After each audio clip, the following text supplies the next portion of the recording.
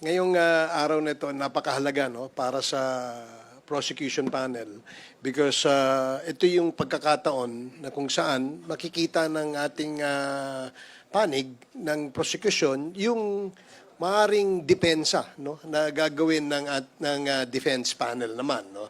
In fact, makikita natin ito doon sa kanilang mga question na i-raise nila doon sa aming witness. No. So far, no, when the cross started, up to now, as we speak, no, wala pa ho kaming nakikitang opportunity na kung saan nagiba yung testimonya ni Attorney Jimmy Lotok, no? Jimmy ba siya? Jimmy? Jeremy. Attorney Jeremy Lotok.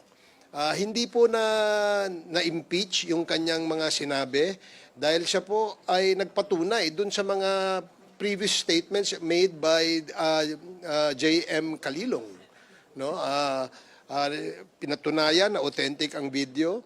Pinatunayan na dumaan sa isang proseso sa protocol ng National Bureau of Investigation itong ginawang investigation at gumawa sila ng rekomendasyon na kung saan ay nagrekomenda sila ng pag-file ng kaso, 3 counts of grave threats at saka isang inciting to sedition against the Vice President. So